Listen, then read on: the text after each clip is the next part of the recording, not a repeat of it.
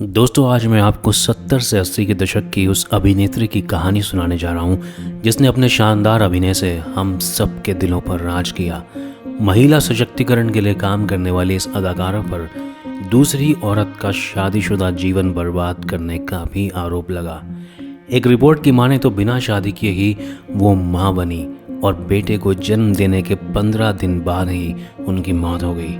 कैसे उनका बेटा उनसे नफरत करने लगा और कैसे एक थोड़े से समय में एक बड़ी जिंदगी जीने वाली इस अभिनेत्री ने 31 साल की उम्र में ही दुनिया को अलविदा कह दिया। आज हम बात करने वाले हैं मोस्ट टैलेंटेड एंड ब्यूटीफुल अदाकारा स्मिता पाटिल की, जो अगर कुछ और समय जीती तो बॉलीवुड को और भी बेहतरीन मूवी मिल सकती थी। एक रिपोर्ट के मुताबिक स्मिता दूरदर्शन में मराठी समाचार वाचिका थी। इसके बीच की कहानी ये है कि जहां एक तरफ स्मिता को फोटोशूट कराने का बहुत शौक था, तो दूसरी तरफ उनकी एक दोस्त बॉम्बे दूरदर्शन में समाचार पढ़ती थी जिनका नाम था ज्योत्सना किरपेकर। ज्योत्सना के पति दीपक किरपेकर एक फोटोग्राफर थे जो कभी कभी स्मिता की फोटोज खींच लिया करते थे। एक दिन दूरदर्शन के डायरेक्टर पीवी कृष्णमूर्ति स्मिता की फोटोज को देखकर काफ़ी इम्प्रेस होते हैं और दीपक से उनको दूरदर्शन में ऑडिशन देने के लिए बोलते हैं। पहले स्मिता मना करती है, लेकिन बाद में दीपक के समझाने पर मान जाती है। ऑडिशन में वह अपनी पसंद का बांग्लादेशी राष्ट्रगान आमार सोनार बांग्ला सुनाती है। बस उन्हें चुन लिया जाता है और वो दूरदर्शन में मराठी में समाचार पढ़ने का काम करने लगती हैं। दर्शक उनसे बहुत प्रभावित हुए। उनके बारे में एक रोचक बात यह भी है कि वो जीन्स पर ही साड़ी पहनकर समाचार बोलना शुरू कर देती थी। उनका मराठी में समाचार पढ़ने का अंदाज इतना प्रभावशाली था कि अक्सर लोग मराठी सीखने के लिए उनका समाचार देखा करते थे और यहीं से उनके जीवन में एक बड़े बदलाव की शुरुआत होती है। स्मिता के सांवले सुंदर रंग रूप, बड़ी बिंदी, बैठी हुई आवाज़ और गंभीर अभिनय ने फिल्म जगत के जाने माने डायरेक्टर्स को भी आकर्षित किया, जो उन्हें फिल्मों में लेना चाहते थे। अब उनकी लाइफ में एंट्री होती है श्याम बेनेगल की, जो उन्हें टीवी पर देखते हैं और उनके साथ फिल्म बनाने की बात करते हैं। दूसरी ओर मनोज कुमार और देवानंद साहब भी उन्हें अपनी फिल्मों में लेना चाहते हैं। श्याम बेनेगल उन्हें अपनी फिल्म चरणदास चोर में एक छोटा सा रोल देते हैं, जो कि एक बाल फिल्म थी, लेकिन स्मिता ने अपने छोटे से रोल में दमदार अभिनय के बल पर फिल्म में जान फूंक दी। इसके बाद 1975 में निशांत में काम करने का मौका मिला और इसके बाद 1976 में आई फिल्म मंथन, जिसमें उनका अभिनय मील का पत्थर साबित हुआ। वो किसी भी रोल में अपने आप को इतना ढाल लेती थी कि शूटिंग के दौरान वो गांव की औरतों के साथ साधारण कपड़ों में बैठ जाती थी और इतना घुल मिल जाती थी कि लोग उन्हें पहचान नहीं पाते थे। इसी दौरान श्याम बेनेगल को उनकी असली प्रतिभा का पता चला। दूध क्रांति पर बनी फिल्म मंथन में उनका अलग ही अंदाज देखने को मिला।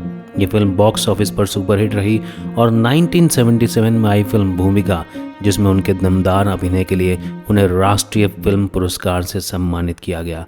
उन्हें सत्यजीत रे के साथ भी काम करने का मौका मिला। 1980 में आई फिल्म चक्र में इन्होंने झुग्गी झोपड़ी में रहने वाली महिलाओं के जीवन को पर्दे पर उतारा। इसके लिए इनको फिर से राष्ट्रीय फिल्म पुरस्कार से सम्मानित किया गया। अब स्मिता शोहरत की ऊंचाइयों पर थी। स्मिता ने लो बजट फिल्मों के साथ कमर्शियल फिल्मों में भी हाथ आजमाया। उन्होंने उस समय के सभी सुपरस्टार्स के साथ काम किया। नमक हलाल, शक्ति और अमृत जैसी फिल्मों में उनके दमदार और गंभीर अभिनय की चारों ओर चर्चा होने लगी। अब वह बॉलीवुड की पहली पसंद बन चुकी थी। हर कोई उनके साथ काम करना चाहता था।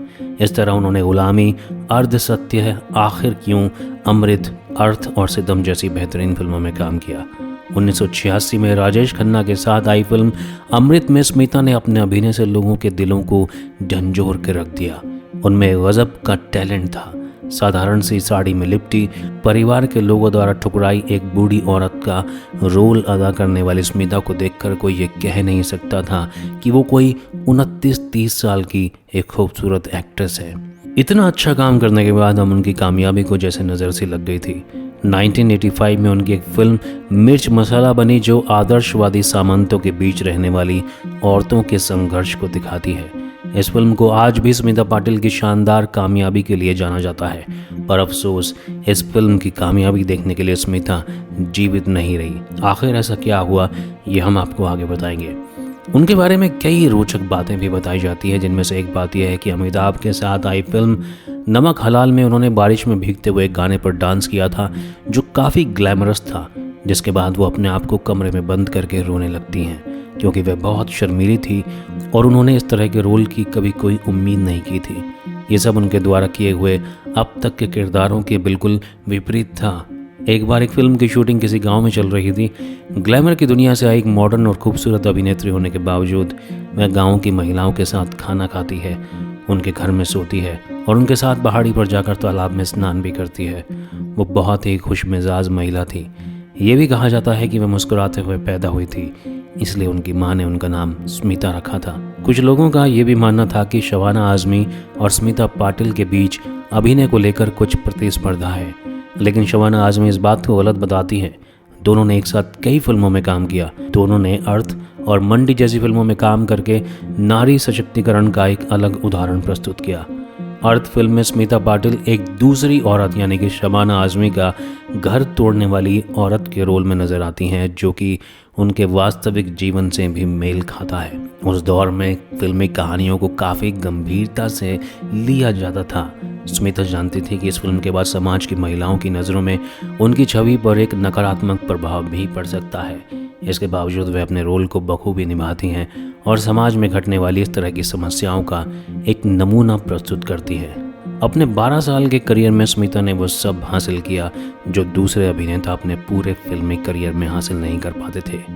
वह शोहरत और कामयाबी के ऊंचे पायदान पर थी। सब कुछ सही चल रहा था, लेकिन नियति शायद कुछ और ही चाहती थी। उनकी खुशियों को जैसे किसी की नज़र लग गई हो। ऐसा लगता था जैसे उनके जीवन में सब कुछ बहुत जल्दी जल्दी हो रहा था।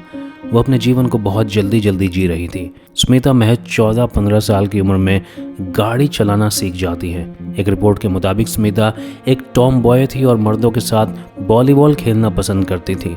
बहुत जल्दी उन्हें नौकरी मिली और फिर एक सफल अभिनेत्री भी बन गई। ये सब उन्होंने अपने दम पर किया। उनके पिता शिवाजी राव पाटिल जो कि एक पॉलिटिशियन थे और माँ विद्याताई पाटिल एक समाज सेवी थी, लेकिन स्मिता ने अपनी कामयाबी के लिए कभी उनके नाम का सहारा नहीं लिया। वहीं दूसरी ओर उनका जीवन विवादों से घिरा हुआ था जो उनके मरने के बाद भी उनका पीछा कर रहा था। दरअसल महिला सशक्तिकरण के लिए काम करने वाली स्मिता खुद उस समय के जाने माने सुपरस्टार अभिनेता राज बब्बर के साथ रिश्ते में थी, जिसे सामाजिक तौर पर नाजायज समझा जाता है।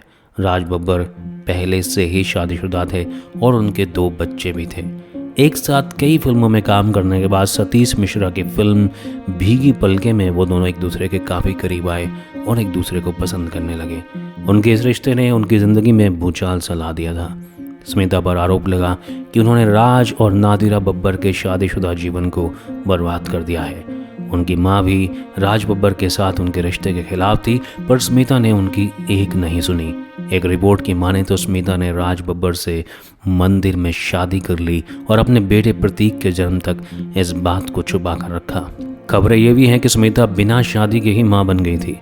बॉलीवुड में चारों ओर उनके रिश्ते की आलोचनाएं होने लगी, पर इससे स्मिता का कोई फर्क नहीं पड़ा और वो राज बब्बर के साथ लिव इन रिलेशनशिप में रहने लगी। क्योंकि राज ने अभी तक अपनी पहली पत्नी से तलाक नहीं लिया था, जैसा कि राज ने स्मिता से वादा किया था। इसके चलते अब वो काफ़ी परेशान रहने लगी थी। एक रिपोर्ट के मुताबिक मीडिया ने इस कहानी को काफ़ी बड़ा चढ़ाकर परोसा। उन पर एक औरत का घर तोड़ने और बच्चों को उनके पिता से अलग करने का आरोप लगा। उन्हें दोहरे चरित्र की औरत कहा जाने लगा। राज बब्बर से भी लोग सवाल करते थे, लेकिन वो इसका कोई जवाब दिए बिना चले जाते थे। अब स्मिता प्रेग्नेंट थी और इस बच्चे को जन्म देना चाहती थी। इस खबर ने आग में घी डालने का काम किया। अब धीरे धीरे स्मिता को अपना जीवन अंधेरे में नजर आने लगा था। लोगों के सवाल से वह अब थक चुकी थी और इस बच्चे के जन्म के बाद राज से अलग होना चाहती थी। वो बस अब अपने बच्चे के साथ बाकी जीवन जीना चाहती थी। हो सकता है कि उन्हें अपनी गलती का एहसास भी होने लगा हो, लेकिन अब बहुत देर हो चुकी थी। नियति को कुछ और ही मंजूर था। उनके भाग्य की रेखाएं अब उनके पक्ष में नहीं थी। स्मिता ने 28 नवंबर 1986 को बेटे प्रतीक को जन्म दिया। बेटे के जन्म के बाद उन्हें वायरल इन्फेक्शन हो गया और उनकी तबीयत बिगड़ने लगी। वो अस्पताल नहीं जाना चाहती थी। शायद उन्हें एहसास हो गया था कि वो अब बच नहीं पाएंगी, इसलिए वो केवल अपने बच्चे के साथ ही रहना चाहती थी। उन्हें ज़बरदस्ती अस्पताल में भर्ती कराया गया, लेकिन अब तक बहुत देर हो चुकी थी। उनकी बहन का कहना था कि उनको ब्रेन इन्फेक्शन हो गया था। उनके सभी अंगों ने काम करना बंद कर दिया था और बेटे के जन्म के 15 दिन बाद 13 दिसंबर 1986 को इस अदाकारा ने तड़पते हुए इस दुनिया से अलविदा कह दिया। स्मिता की मौत के बाद राज बब्बर अपनी पहली पत्नी के पास चले गए और फिर से एक नए जीवन की शुरुआत की। स्मिता पाटिल के बेटे प्रतीक की जिम्मेदारी स्मिता के माता पिता ने ली और उसे अपने साथ ले गए। जैसे जैसे प्रतीक बड़े हो रहे थे तो उन्हें अपने माता पिता की कहानी पता चल रही थी।